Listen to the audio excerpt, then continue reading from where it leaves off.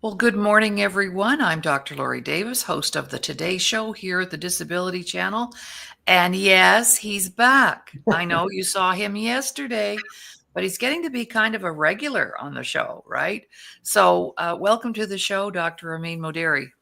Good morning. It's wonderful to be back. So I don't have to wait a week.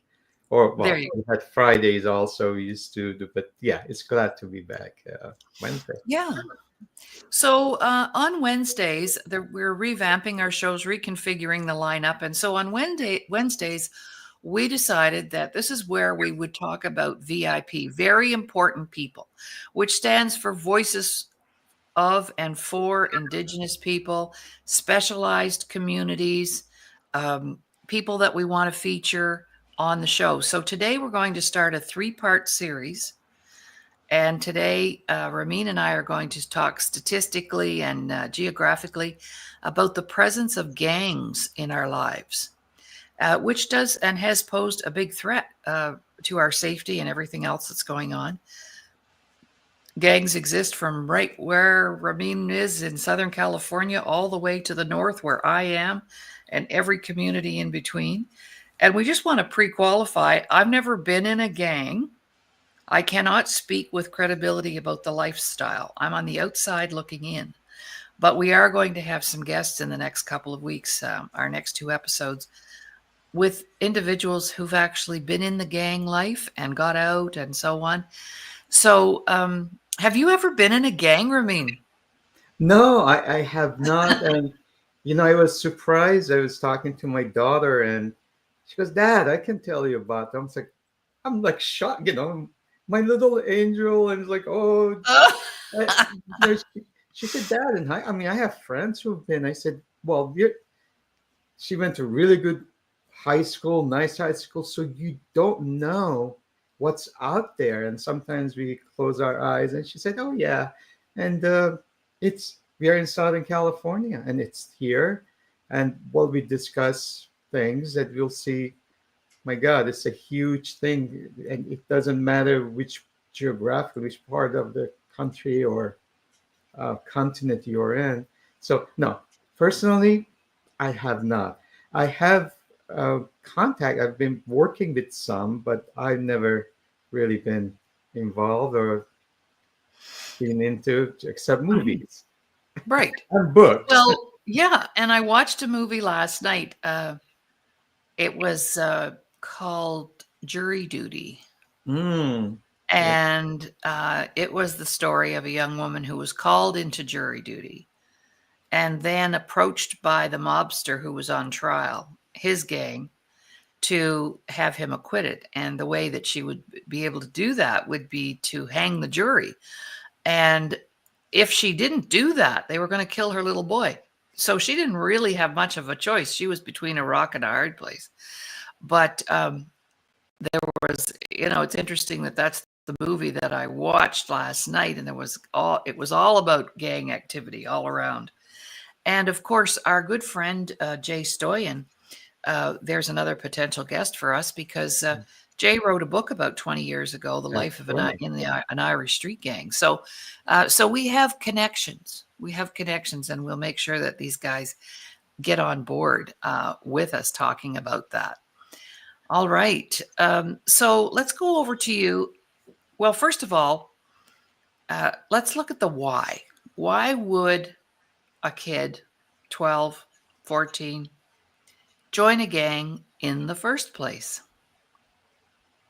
Right. Well, I think I will be very much interested in our guests because you precisely mentioned that's like a top time of their age that they are very vulnerable. It's funny, they have a lot of common traits, most of them in their background when they join. So I think it's not based on what I've seen. Um, I think that's not my expertise. I know some of them, what has happened, and it always goes back to the roots. And I think you're more a specialist than I am. And again, I would be really interested in our guests.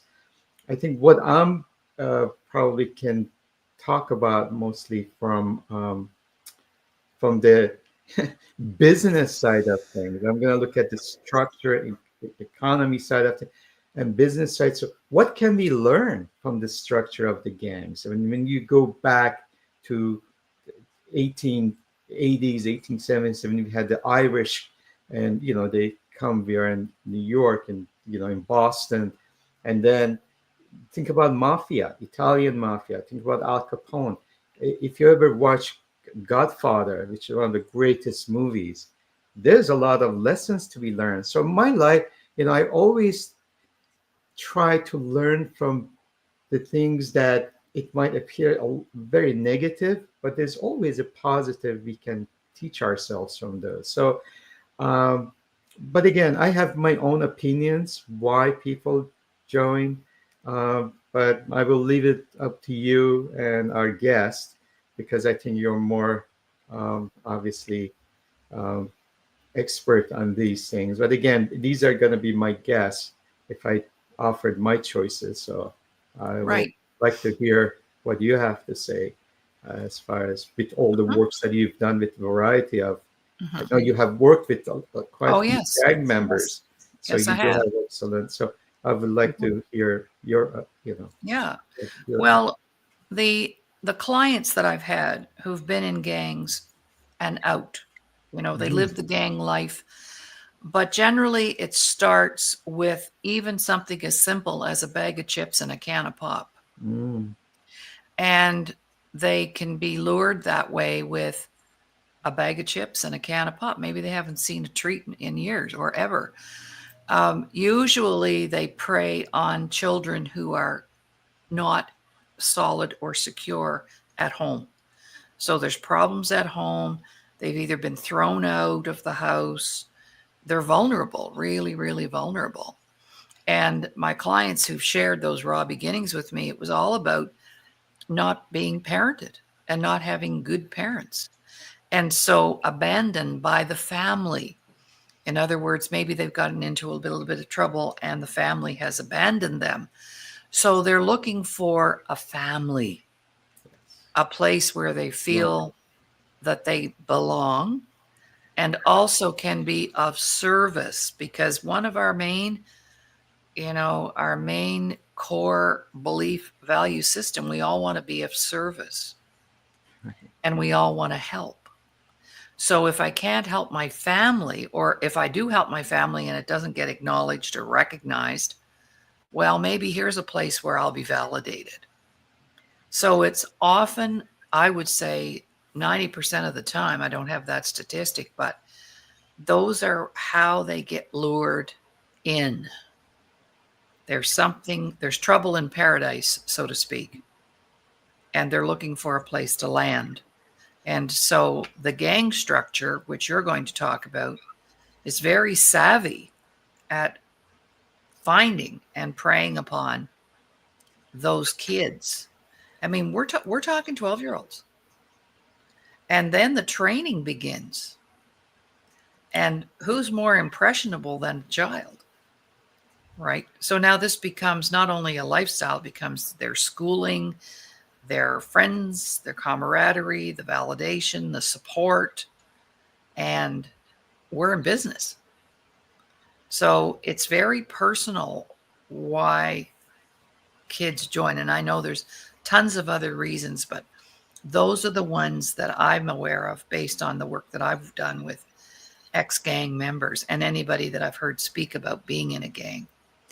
Um, and the girls are talking here. Sylvia and Kathy are here. And Sylvia Yeah. says, gang life and the lost souls that seek friendship and love. And gangs know who is vulnerable. Yeah, they'd probably never pick you or I up, you know, Mm. just saying. No, but you see, there are probably times, though, in our childhood when we could have been picked up had we been more vulnerable. Mhm. So that's all I know. I don't know much more than that about the beginnings and the well, Kathy's mentioned money may be a factor. Well, when you're 12, it's not about the money, it's about the security. A place to stay, food on the table, basic needs are covered. So they take care of that. and they take very good care of their people. As a matter of fact, I can connect that to a personal story.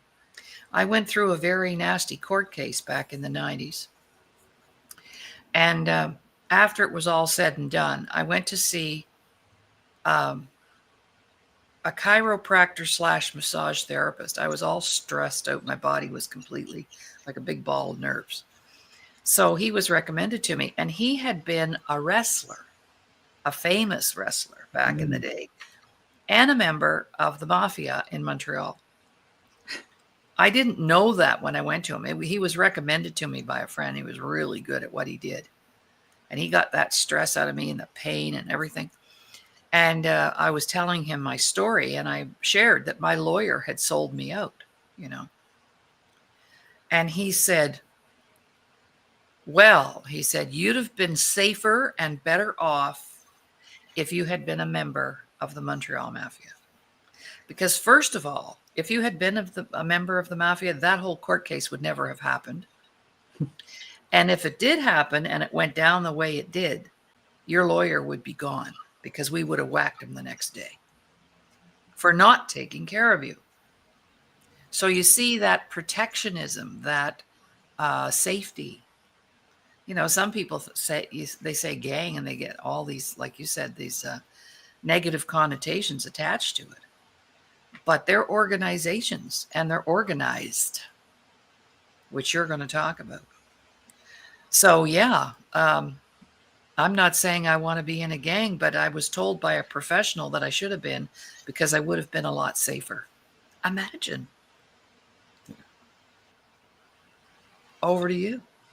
No, I mean, but that's precisely that's what it is, and that's what I think it's interesting to study how the hierarchy works. I mean, we've seen, most of us, we've been in like network marketing.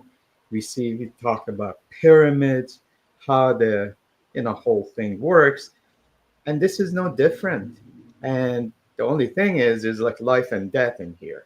And one of the things you will notice, there are different categories of gangs. A lot of them, they were created in prisons, but there's a lot of them. When we think about gangs, we just think about drugs, and that's not so. There's like territorial. When you think about mafia, mafia never wanted to get involved with the drugs. It came later, and if they did, it was not hard drugs. It was the soft drugs. And again, our members can explain us what I guess when they come and join us. But the idea is, how did they manage? If you have territories, and basically, how do you, first of all, negotiate which territory? How that structure works as far as money. And Kathy correctly mentioned, when the first thing we think about is the lure of money. And as you said, initially when they get in, it's not. But later they think, well, the head, they have a board of directors, believe it or not. They have a central power. And again, I think uh, Godfather is such a great movie. And there's a lot of truth to that, how they operate. And they are very disciplined, if you've noticed. And, you know, um, uh, Breaking Bad, that's another one. That's about the drug dealers. But it shows you how the system works. And there is the code of honor in a way, which is a silent code of honor that they respect. And unfortunately, once you see, there's a lot of, when you think about big corporations, some of the big uh, corruptions, things have happened. You see, because there was no code of honor. And those are the things that's understood. So when I look at this, when you think about gangs, we just look at today's, but a lot of these gangs, besides the mafia and, we looked at that, they've been creating 1950s, 1960s, 1970s, and they're still around.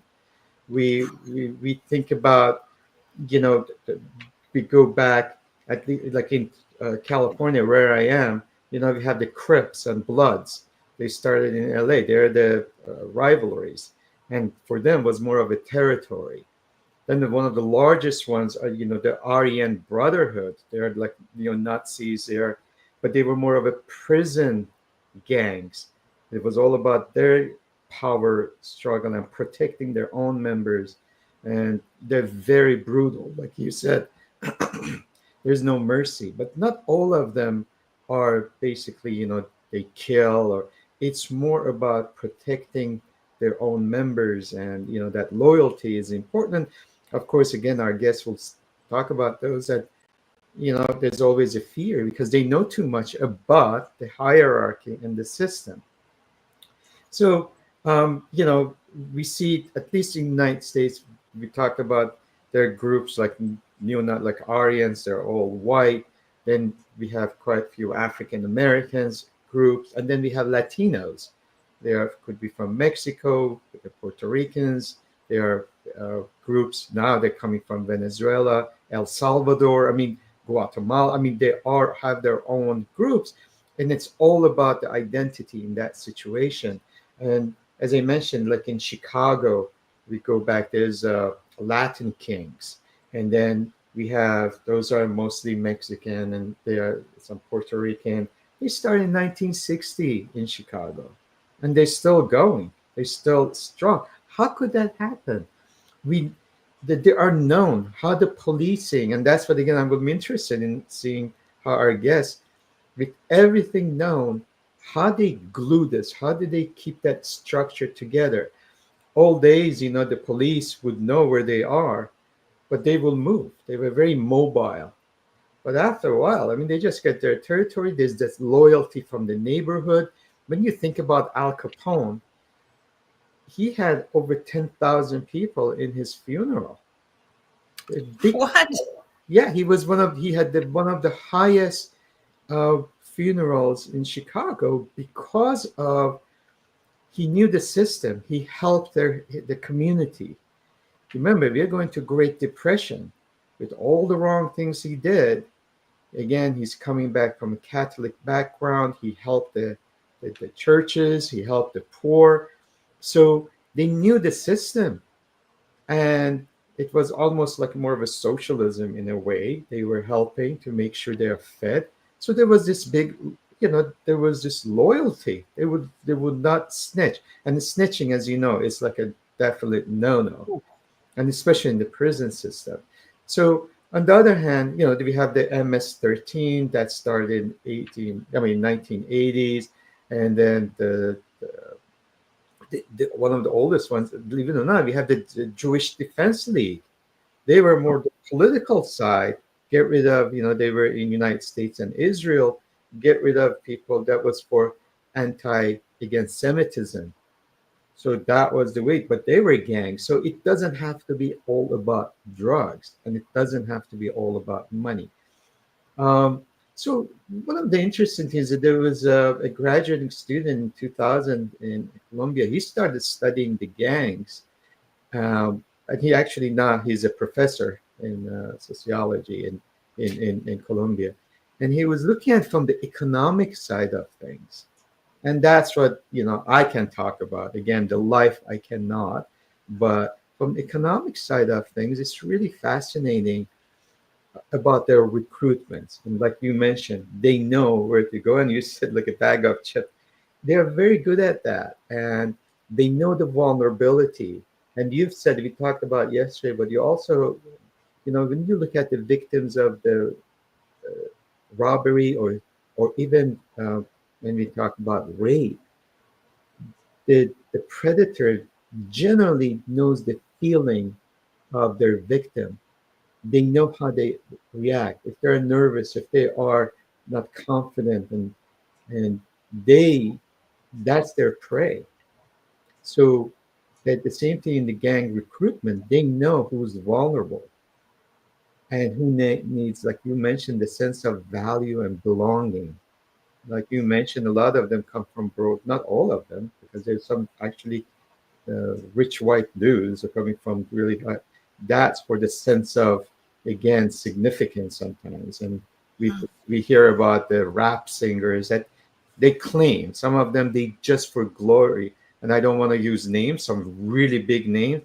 They never been part of gang, but they want to, attract for their music or publicity. Say, oh yeah, I was part of this gang. Well, sometimes they do not survive if they were part of that gang. Mhm. So basically, a lot of times is that vulnerability, broken homes, like you mentioned, or the abusive parenting. And so it's always about out. So Um, go ahead. yeah, if you don't mind, just I think this is the time to mention this. Um, what I'd like us to be also communicating today is the size of the community. So, for example, I lived in a community of 250 people in the winter on the lake, which grew to 3,000 in the summer. But we were victims of a gang that existed in my community of 250 people. And everybody knew who they were, Yes. everybody knew who they robbed, and they actually are, we were almost burned down, because two gang members in a stolen truck tried to rob the liquor store. The owner of the liquor store chased them into our yard. They parked this truck, this was in 2018, parked this truck 3 feet away from our double detached garage, and then torched the thing. And if it had not been for Pride, our dog, which is why he is so spoiled, he smelled the smoke and woke us up at 2 o'clock in the morning. And I looked out our front window and I thought our garage was on fire because I couldn't even see the truck. And those two guys escaped on foot. We knew exactly where they'd gone because there was a gang meth house across the road from us. And the police came an hour later and said they had apprehended them but had to let them go because they couldn't link them to the crime physically. So it doesn't matter the size of your community. You don't have to be in Los Angeles. Right. And the smaller the community, and I'm thinking about some of our northern communities that are right now plagued with gangs. The communities are very tight knit and small, so everybody knows everybody, right? It's not like Los Angeles where you're victimized by a gang and nobody knows who they are or who you are. Or I just wanted to bring that up because uh, right now, I know in one of our northern communities right now, they're hearing gunshots every single day. Every single day. They're almost desensitized right now. They hear the gunshot and they go, "Oh well," but that's gang activity.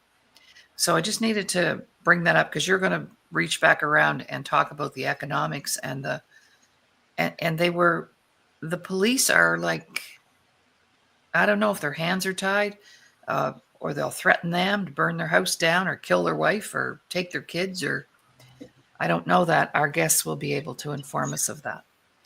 No, So that's yeah, so as a senior, we've got a lot of people being victimized right now by gangs, and it's organized.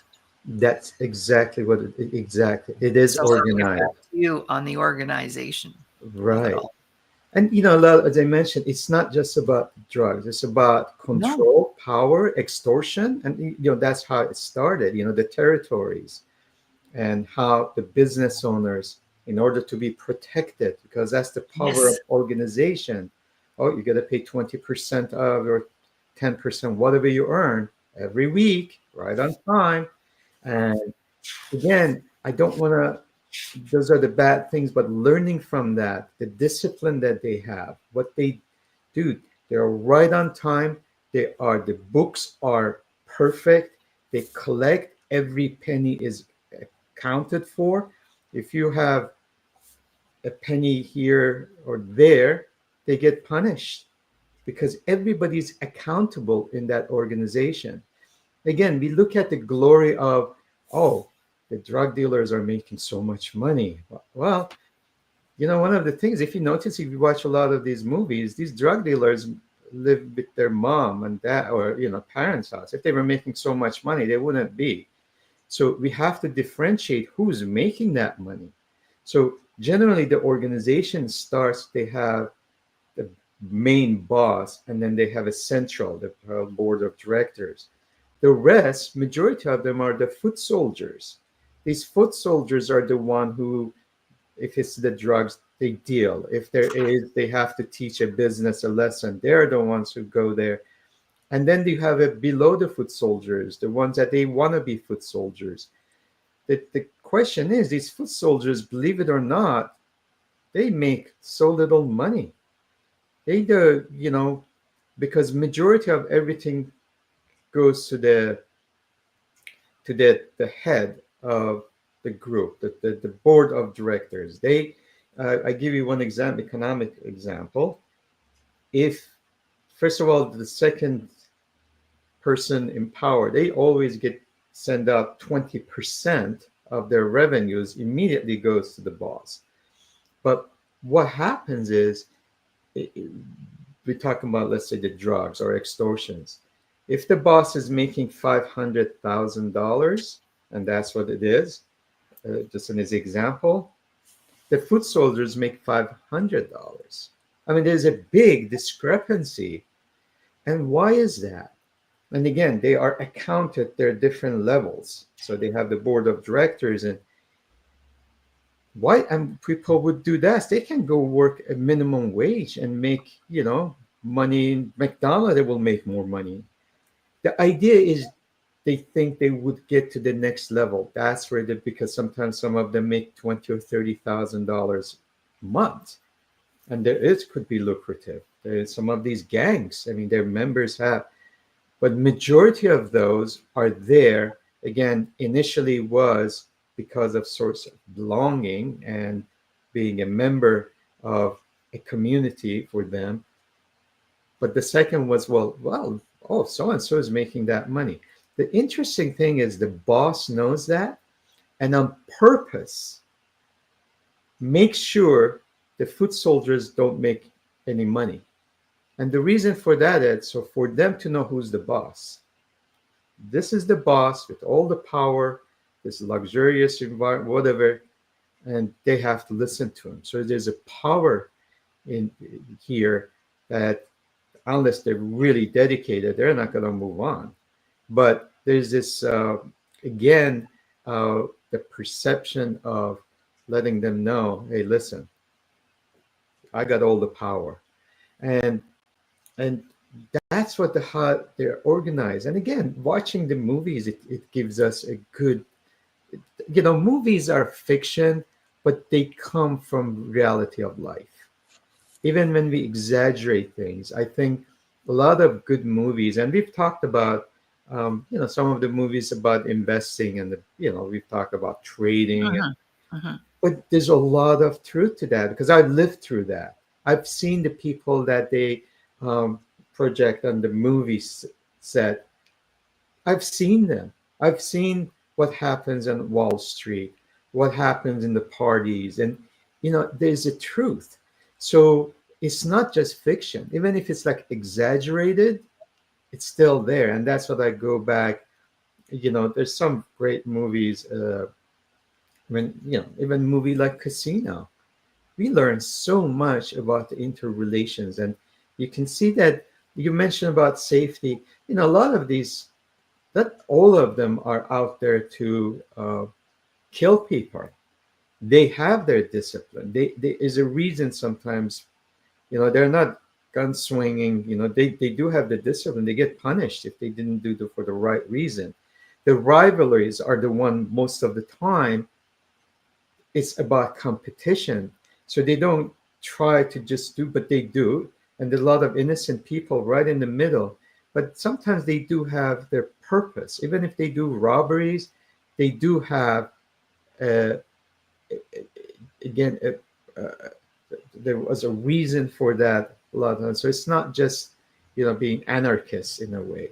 So they are very structured in that. And that's what fascinated me, that how, again, the management works precisely.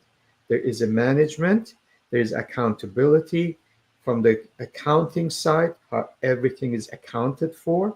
They have their own accountant, which is for life. They would not see the time of the day. And, it was like with Al Capone, it was a little thing about tax evasion. They couldn't get him. And it goes back to your question. The police knows where they are. it's amazing how they don't even want to go to that territory. A lot of, I know we have like Compton in Southern California. A lot of them, they don't even, they're afraid to go there. There's a fear of life because the community is tight knit too. So, like you have said it before, somebody's cousin is a member, somebody's brother is part of that. As much as they hate to do it, they cannot because they have to protect their own family. So, Hmm. fortunately, we don't look at from outside as an outsider. I say, "Oh my God, police! Just go! People are life is in danger." Well, there is that relationship problems or issues that they have to protect. You have also, you've said it many times when it comes to question of abuse in families and other things, the drugs, and as someone from again outside, I have to say this elite intellectuals who write the books and they live in theories and they tell the society what to do. Yeah, it's easy when you have this utopia mentality how the world should be. Well, the reality is different.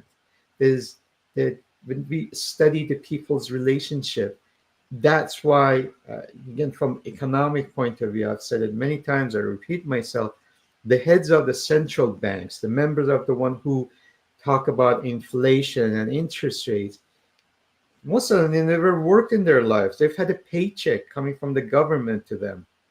So how would they understand that small business suffering when they have to pay their employees, they have to pay their taxes, they have to pay the suppliers, how they live day to day. They're not sure their business will. They don't understand it. They live under as from the book point of view. Yes, things work.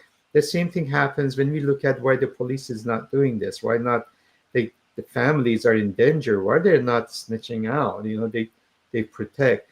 But I also heard sometimes when the young, um, if it's like the beginning, the police comes and threatens them, the youngsters, they come to the door, they say, listen, once you're in the prison, life is not pretty.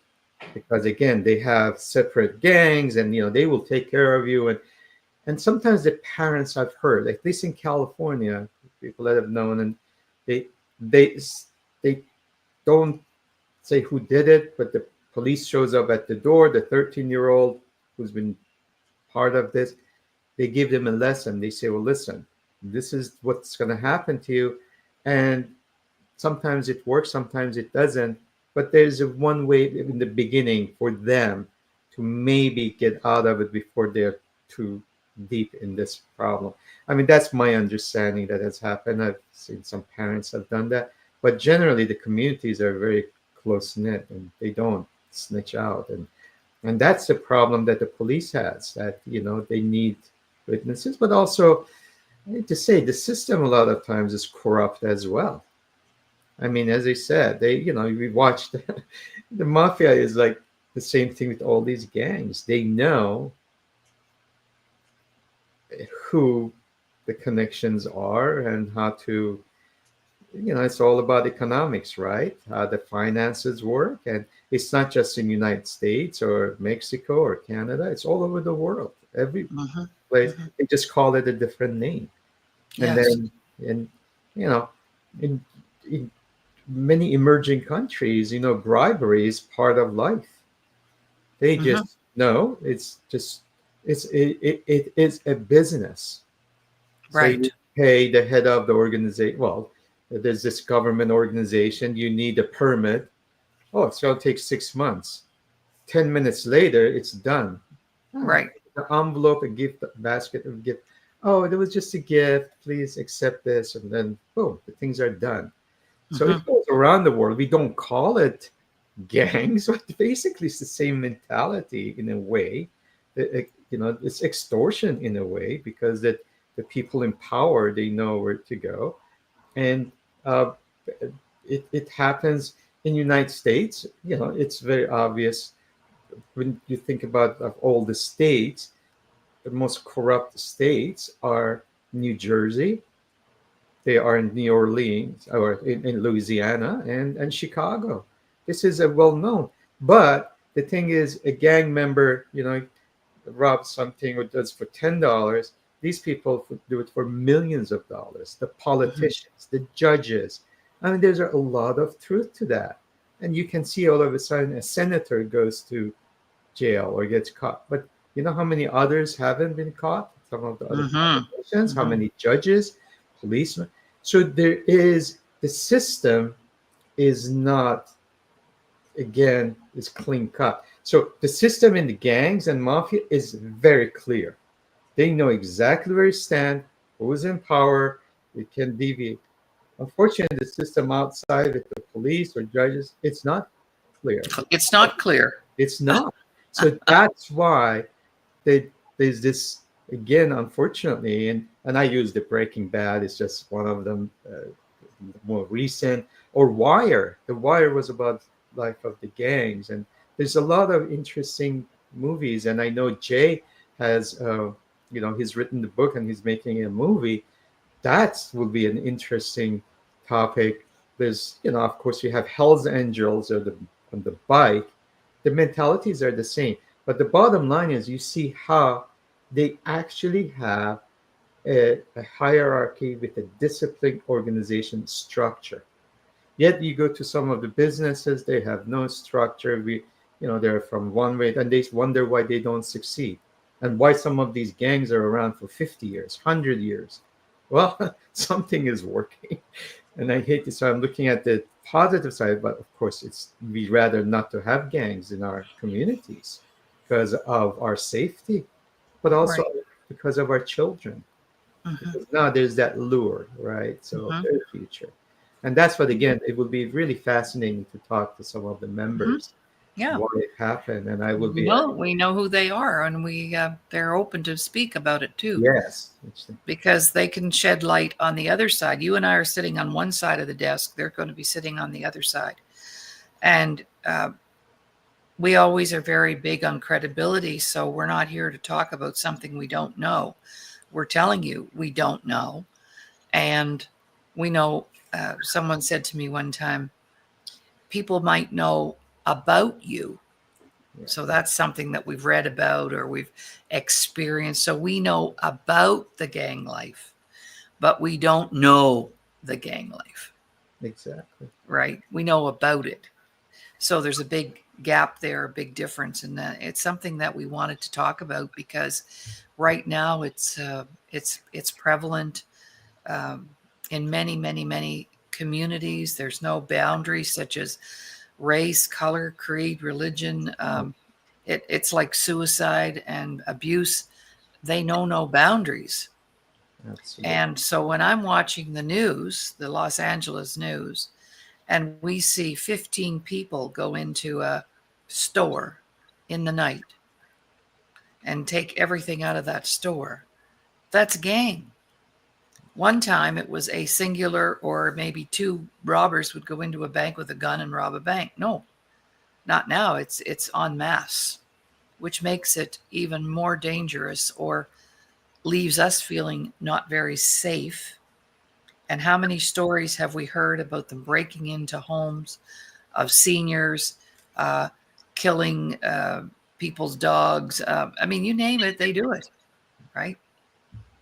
No. Yeah. Having said that, I'm going to follow up, Dr. Laurie. You just mentioned about experts or being knowing.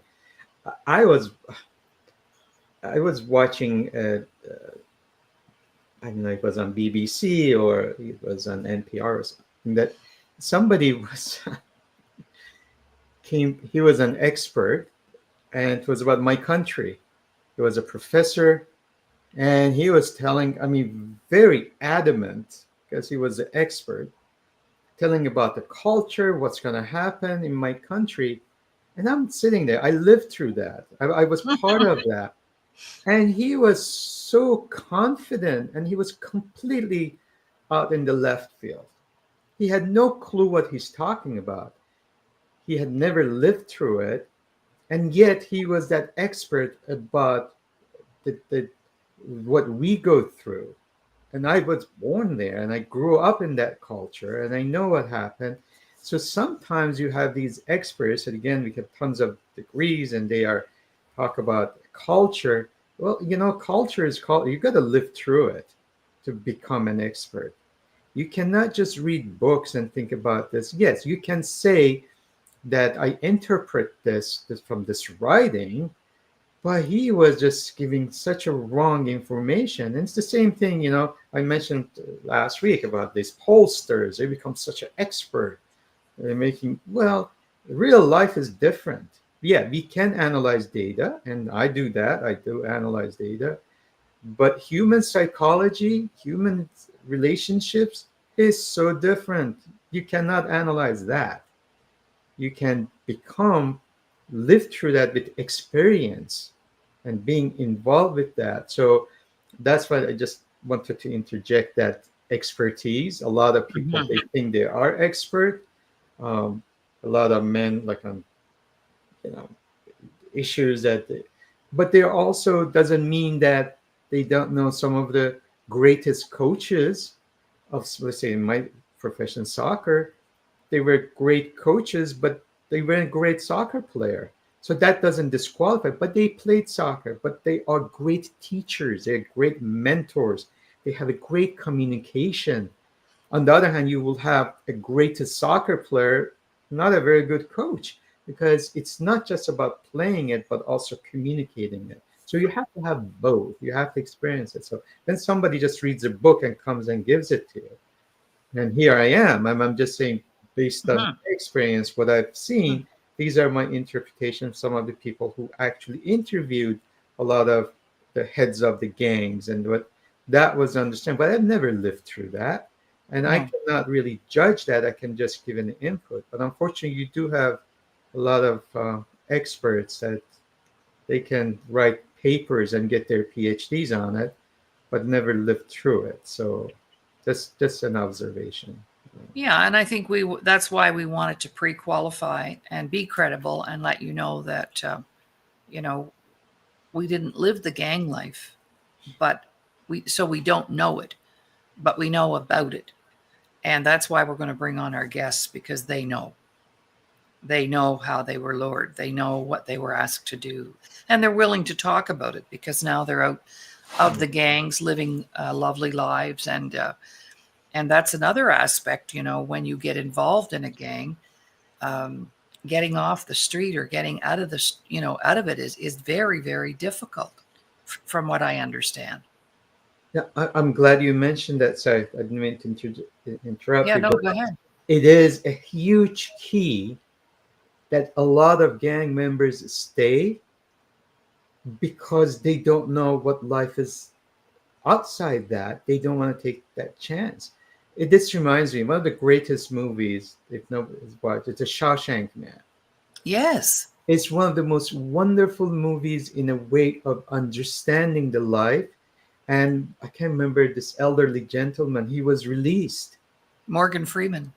Oh no, it was that Oh, he was not Morgan Freeman, but that he was white and he was oh yes. Oh yes, I do remember Shawshank so, Redemption. Yes. right. So after many years, most of his life in prison, he lives the prison and he hung himself. He wrote a Yeah. nice letter because he didn't know anything outside that life. He had a value in the sense he had a there was a responsibility for him. There was a respect for him. He was valuable there. He had a structure there. He knew what was his.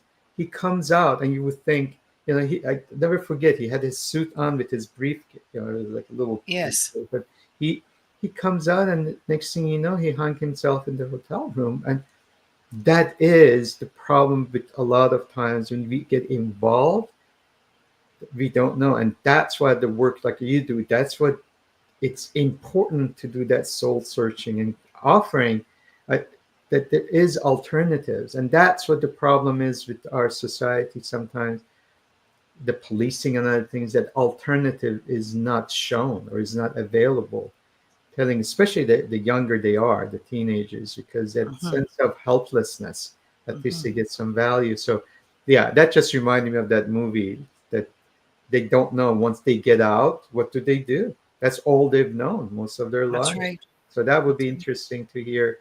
I mean, these are special people who have left Oh, And yes. I know they have taken your workshops and other things. Some, Very strong people. Yes. yeah, it takes that strength to say no and get out. So here's a thought, a question that just came up for me. What would be the difference between a gang and a cult? Is a cult another form of a gang? Because I think gangs come in many packages. Yeah. As you described at the beginning of the show, there was this Jewish group, there was this Black group, Latino group. What about cults? Because they're usually based on some form of religion or, you know, but they're still hard to get out of there. And I also know that if you want to rescue a prostitute from the streets, let's say a young girl hits the streets to prostitute herself to pay for her habit, she's usually managed by gang members called pimps. Mhm. Once you start that process, it takes 5 years to get a girl off the street. Yes.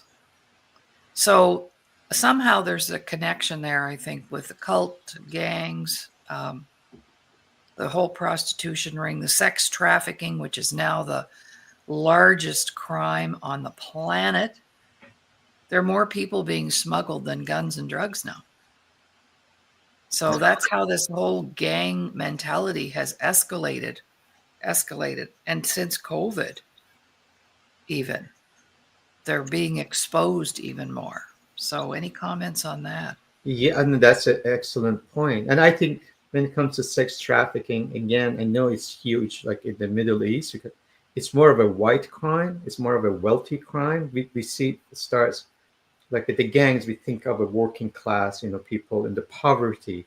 I think, unfortunately, the sex crimes are, or the trafficking is more of a wealth in a sense. The end results becomes that. So I see there's that differentiation, which is even worse, because when you have the money, starting with the money here, the drugs didn't start with the money. The money became a production or the end results of that. The other one is already money is there, and they're Right. the one who are encouraging that. So, and so much easier to you know, buy favoritism, and you have the money. You can do Yes. that. So if you notice, again, there's a lot of, I mentioned Middle East. I don't want to pinpoint, but I've seen quite a bit happening there, and there's a lot of wealth there who's doing that. But it's Hmm. all over the world. So, Hmm. and the cult, I think that's a very valid point. It's more of, again, both are about control. For the gangs, again, it's more of, there's some economic side. There's more layers. With the cult, there's always one. It's this is Yes. it. There's a one single. It's a mental game. Is that shame and guilt, and that's again very similar to getting out. But actually, sometimes the cults are worse than gangs because they Yes. totally control you, and that's uh, there's no economic value. Although they collect so much money, but there's always one person, so there's no layers of. It's always the Okay. members are the one who the burden of a lot of them have to pay money to get in. I think in the gangs, the foot soldiers, they do not. They do all the work and they pay the money back, but they get paid a little bit. In cult, it's you have to give your shirt and your. I mean, you Yeah. have everything. You're pretty naked. That's what you become so dependent, and you cannot leave. Right. And Right. but also So, they have total control of you. Total control of your mind and body, and in the name of whatever they hmm, decided. So sometimes, it reminds me of that Jamestown in yes. 1979 and 1980, and how it gave them to talk about Kool-Aid. That's where it's come from. They drank the Kool-Aid. I mean, how cruel could that be? That you kill your whole community in the promise of whatever the Yeah. next myth is. So. So, what I'm hearing you say is it's the structure that's different. I Hmm. believe so, and the purpose, obviously. But at the end of the day, it's about control. But Hmm. the gangs have that structure of, um, and they know what they're doing. with called, sometimes they know, but there's a lot of mental problems too. I mean, they Yeah. feel they're God, you know. Yeah. In gangs, you don't see No. that. And sometimes the gangs, and if you notice, again, I go back to mafia, there is that religious element of the Oh, police. yeah. They want to give, they do have some community responsibilities. They feel that they have to share, you know. It's Hmm. not just about bribing and other things. And Hmm. there's a strong relationship a lot of times with the family, in that, like the mother figure or something like that. Hmm. It the gangs themselves, the foot soldiers, unfortunately, they have that vulnerability. So again, these are just observations. I've not Yeah. lived through it, so No, just, that's okay. I'm not expert on it. I just, as We a, just know about it, and we know it's out there, and we know it exists, and we have been victims of it as well. yeah. And even if you've never been physically victimized, we are all victims now, because I don't go to the banking machine after dark, Hmm. right? I'm at the grocery store and my car's unlocked while I put the grocery cart back in the rack. I don't always think to lock my car when I do that. And I was actually in the parking lot right here in my own town at the grocery store. It was in the summer because the weather was nice. And there was this guy hanging around the parking lot looking at the cars. And when I came out, this younger man got out of his truck and he said, "I'm going to walk you to your car." I didn't know who he was, but he was aware that there was a little group hanging out at the, and he said, "I'm not going to hurt you. I'm just going to walk you to the car because there's some seedy characters hanging out in the parking lot." Mm, So you see, even though we might not have been directly hit, it's there. And I think it's important for right, us to be aware that it's there. And you could be a victim at any time. right. Yeah. So the solution will come when we bring our guests on, because I'd like to talk to some people also about what are they doing about the gang problem in their community. Correct. You know, Absolutely. it's there. It's happening every day. What's happening? What are you doing about it? So I'd like to pull in some people from some of our communities that are experiencing that direct hit with gang members to find out. So I think our next show next week, we'll have some ex-gang members on as guests.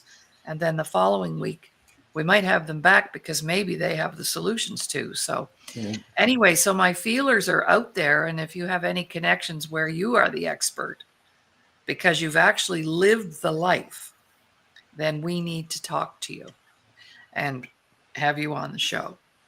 Anything else you need to say? I hope everybody enjoyed our VIP show today. Very important people. We talked about some very important people today. Over to you. No, I'm glad you mentioned this is not exclusive to one community, one generation. Mm-mm. I mentioned this has been going on for hundreds of years. I mean, we're going back to 1880s, and but it is, the major ones are still from 1960s, 1970s. So it's an ongoing thing. And obviously, nobody has come up with the complete solution. But we start with one community at a time, and if we can do that, that safety, that would be awesome. Mm-hmm. But we're just opening the this box that hopefully we can at least make our audience be aware that, first of all, they're not the only victims. It happens all over, but also some of our communities, they have no clue that something like this is happening out there because they've never been to. And Yeah. I used to work in New York, and I used to joke around. If you haven't been robbed 2 or 3 times, you're not a New Yorker. So it was facts of life, and I was there, in early 1980s, and I remember that. So, uh, but most people here, you go to Beverly Hills, or they have no clue. But then they go to some places, it happens. So it's the Mm-hmm. reality of life. So Yeah. I'm glad that at least we give some awareness for. That's right. That's right. And that's all our job is anyway. Right, Did you know that? We're just awareness experts. right. We may not be gang experts, ladies and gentlemen, but we are good at making people aware.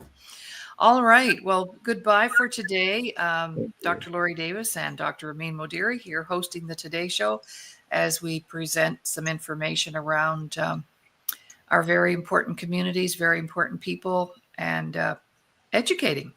Yeah, yes. Tomorrow, we will be featuring at 9 a.m. Former NHLer Doug Smith, along with special guest. We call him Dr. Vic. And they have a beautiful, super big project happening right now, which they'll share with us tomorrow, a very leading edge center for healing. So can't wait to hear that interview. All right. So bye for now and Yeah, have a great rest of the day, everybody. thank you. Bye bye.